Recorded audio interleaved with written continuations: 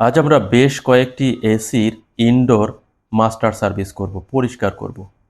তো আমরা high pressure jet pump ব্যবহার করে প্রত্যেকটা এসির ইভাপোরেটর কয়েলের ভিতরে পানি স্প্রে করছি। তো ইভাপোরেটরের কয়েলের যে পিছন সাইডে ট্রে থাকে, সেখানে প্রচুর পরিমাণে ডাস্ট, ময়লা জমা হয়।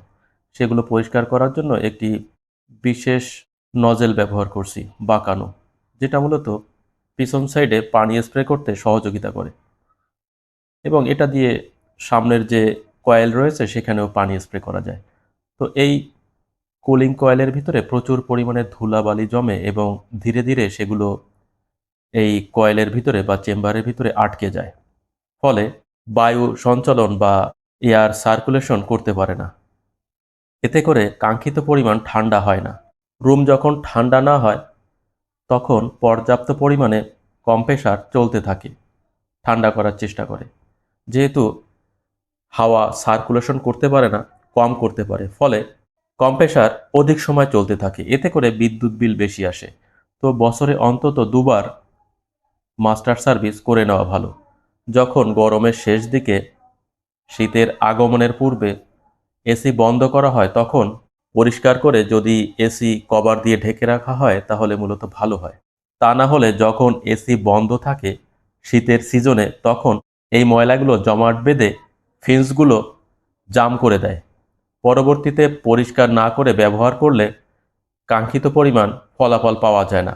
ভেতরে যে ব্লোয়ার ফ্যান রয়েছে সেগুলো আমরা পরিষ্কার করে দিচ্ছি পানি স্প্রে করে। দেখেন পানির সাথে কতটা ময়লা বের হচ্ছে, দেখা যাচ্ছে কতটা ময়লা বের হচ্ছে, ওই যে দেখা যাচ্ছে যে এসির ইনডোরগুলো একেবারেই জাম হয়ে গেছে, ধুলাবালি জমে বায়ু সঞ্চালন একেবারেই হচ্ছে না। সেই এসিগুলোর ভিতরে আমরা কিছু মেডিসিন ব্যবহার করে প্রথমে রেখে দেই। ফলে ওই ধুলাবালি বা ডাস্ট ফ্যানার সাথে গলে বের হয়ে যায় এবং পরবর্তীতে যখন আমরা জেট পাম্প ব্যবহার করে পানি স্প্রে করি সম্পূর্ণ ক্লিন হয়ে যায়। দেখেন কতটা ময়লা জমেছে, ফ্যানার সাথে কিছুটা ময়লা বের হয়ে আসছে, ময়লাগুলো পুড়ে বের হয়ে যাচ্ছে। তো এই ময়লাগুলো বের করার জন্যই মূলত আমরা কেমিক্যাল স্প্রে করেছি, কেমিক্যাল প্রয়োগ করেছি। আস্তে আস্তে এই ময়লাগুলো এই বালতির ভিতরে জমা হবে। এবার আমরা পানি স্প্রে করছি।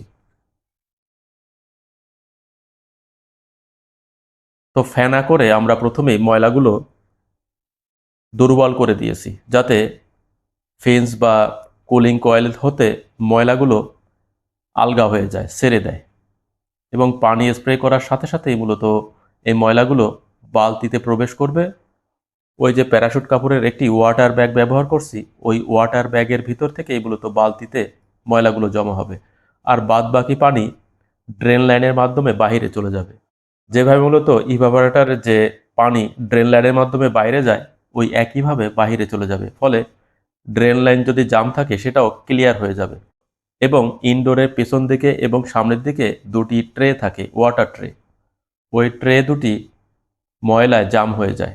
পানি স্প্রে করলে ওই ময়লাগুলি ড্রেন পাইপ দিয়ে বাইরে চলে যায়।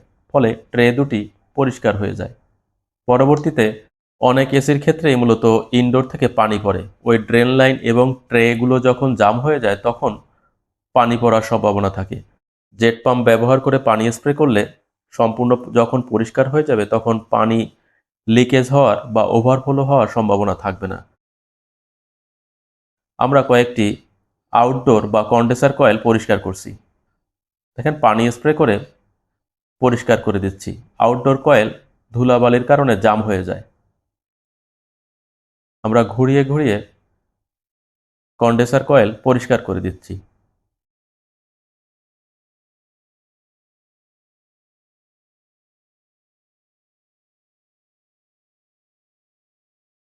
হাই প্রেশার পানি স্প্রের মাধ্যমে মূলত জেট পাম্প দিয়েই কার ওয়াশ বা এসি ওয়াশ করা হয়। দেখেন আমরা ঘুরিয়ে ঘুরিয়ে কন্ডেন্সার কয়েলগুলো পরিষ্কার করে দিচ্ছি, ধুয়ে ধুলা পরিষ্কার করে দিচ্ছি।